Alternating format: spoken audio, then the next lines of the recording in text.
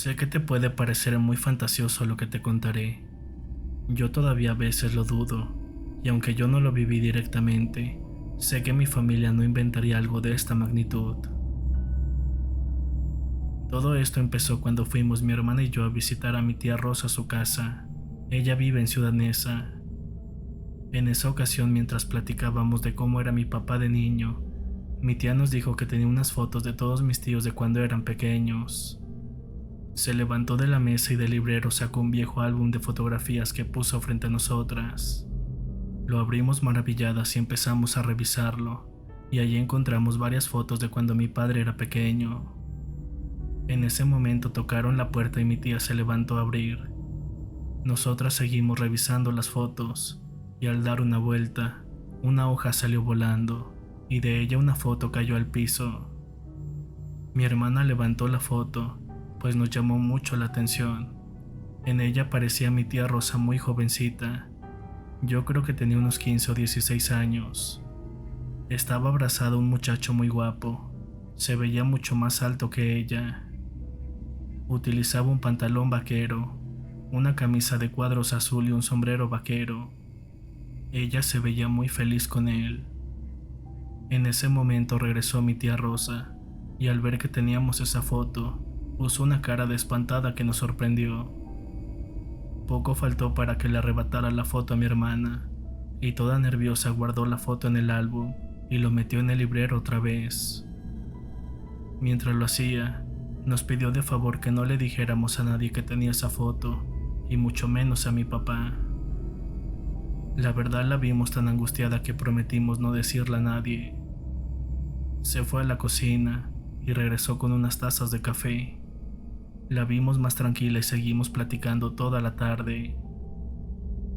De regreso a casa, mi hermana me comentó que le había parecido muy exagerada la reacción de mi tía por aquella foto. Yo también pensé lo mismo, y empezábamos a bromear sobre su romance secreto del que no quería que se enterara la familia. Al llegar a casa, mi mamá nos esperaba en la sala. Apenas nos sentamos junto a ella, mi hermana le preguntó si sabía quién era el enamorado misterioso de aquella fotografía. Mi mamá se nos quedó mirando con un gesto serio, y después de un silencio incómodo nos dijo que ella no sabía nada de ninguna foto. Nos dio las buenas noches y se fue a dormir. Las siguientes semanas estuvimos preguntando discretamente entre la familia de mi padre por qué la tía Rosa no se había casado si era una mujer muy atractiva. La respuesta siempre fue la misma: así lo quiso ella. Por supuesto evitábamos mencionar al joven de la foto, pero sí preguntábamos si había tenido pretendientes, y todos nos dijeron que en el pueblo hasta hacían fila para invitarla a salir, pero que ella los había rechazado a todos. Estábamos más que sorprendidas. Algo grave había pasado, y tenía que ver con aquel hombre para que ella hubiera tomado una decisión de ese tamaño, pero no pudimos averiguar más, y al paso de los días se nos fue olvidando todo este misterio. Coincidió que ese fin de semana nos visitó mi abuelita paterna. Solo se quedaría hasta la tarde, y después se quedaría a dormir en la casa de mi tía Rosa. Aprovechamos un momento en que nos quedamos a solas con ella en la sala, y le preguntamos directamente del por qué no se había casado la tía Rosa. La abuela sonriendo nos dijo que cuando cumplió los 17 años, se vino a la ciudad para trabajar y estudiar. Algo raro le pasó, pues al parecer ya no le dieron ganas de formar una familia. En ese momento yo le dije sin pensarlo mucho, y rompiendo la promesa que le hicimos a mi tía, le preguntamos a mi abuela por aquel misterioso joven de la fotografía.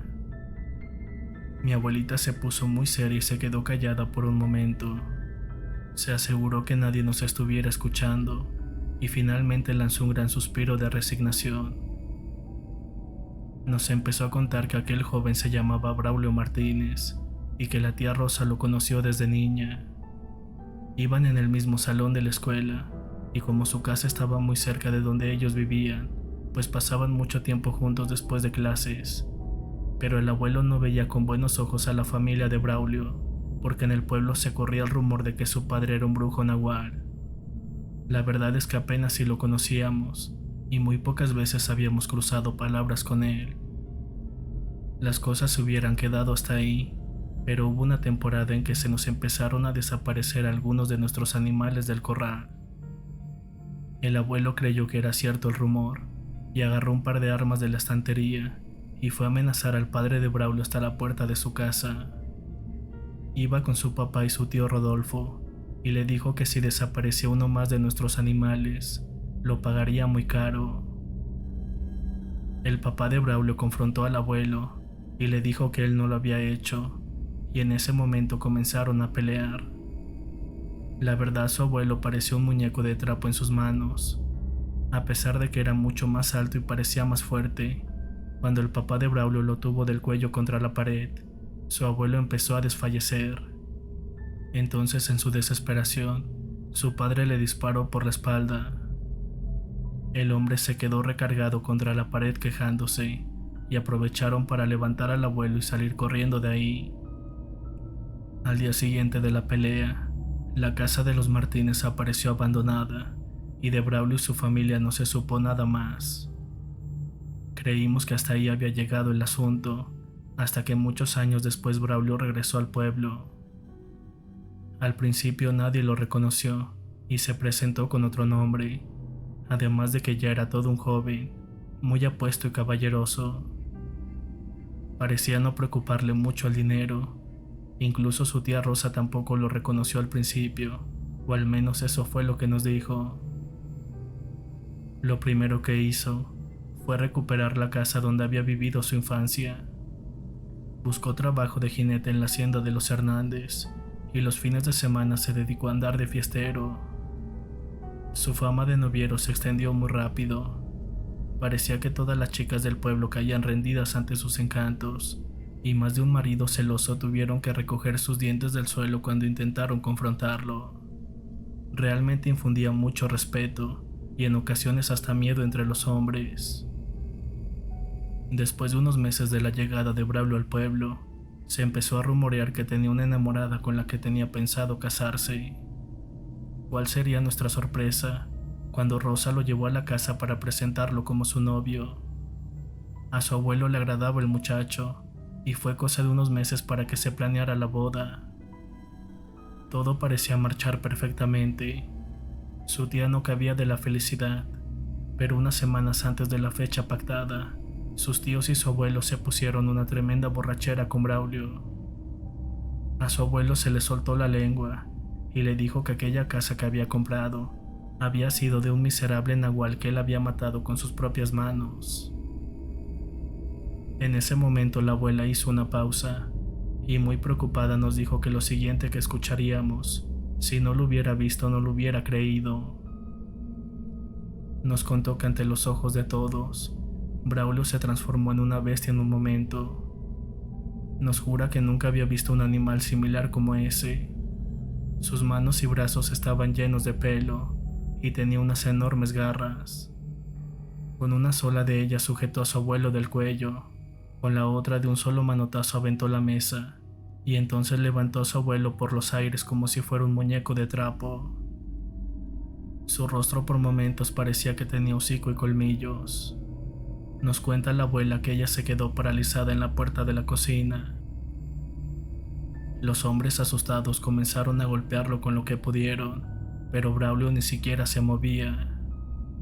No dejaba de apretar el cuello de su abuelo, que parecía que en cualquier momento iba a morir.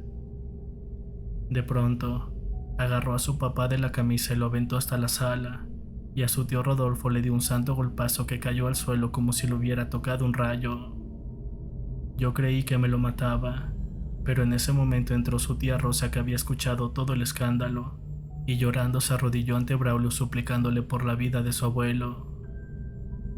Aquella bestia se detuvo por un momento y aventó furioso a su abuelo contra la pared. Yo en ese momento sentí que me desmayaba, así que me agarré de la puerta. Todo se me nubló por unos minutos. Cuando pude recuperarme un poco, alcancé a ver que sus tíos salían de la casa con las escopetas y después escuché un montón de disparos. Su mamá se acercó a atender a tu abuelo, mientras su tía Julieta me ayudaba a sentarme en la cocina. Para cuando regresaron sus tíos y su padre, a su abuelo ya lo estaba atendiendo el doctor del pueblo. Cuando amaneció, su padre y sus tíos fueron a la casa de Braulio, pero igual que años atrás, la casa estaba abandonada y de Braulio nunca se supo nada más. Nosotros imaginamos que ahí se había terminado esa pesadilla, pero en el pueblo se empezó a esparcir el rumor de que el hijo del Nahual había regresado para cobrar venganza por la muerte de su padre a manos de nuestra familia. En un principio intentamos no prestar atención a las miradas y los cuchicheos cuando pasábamos junto a la gente. Pensamos que con el tiempo se olvidarían de esto, pero entonces empezaron a aparecer muchos animales muertos en sus corrales y de alguna forma nos empezaron a culpar a nosotros. Dejaron de comprar nuestros granos y la cosecha, y nadie quería dirigirnos la palabra, pero la gota que derramó el vaso fue que uno de los hombres que pretendían a tu tía Rosa apareció muerto una mañana en plena plaza frente a la iglesia. La gente lo alcanzó a ver antes de que llegara la policía, y empezó a decir que lo habían destrozado a mordidas, que no podía ser más que Braulio, el hijo del Nahual. Todo el pueblo nos echó la culpa de haberlo provocado. En las calles nos amenazaban y buscaban cualquier pretexto para provocar a sus tíos. Vivir ahí los siguientes meses fue un infierno. Su tío Rodolfo consiguió trabajo en el municipio de La Esperanza, y sin pensarlo mucho dejamos todo y nos fuimos con él, pero hasta allá nos persiguió esta maldición. Así que cada vez nos fuimos alejando más y más de nuestro pueblo, hasta que finalmente su padre se pudo acomodar en un trabajo de planta aquí en Ciudad Neza. Mi hermana y yo nos quedamos con la boca abierta. Nunca en nuestra vida imaginamos que nuestra familia hubiera pasado por algo así.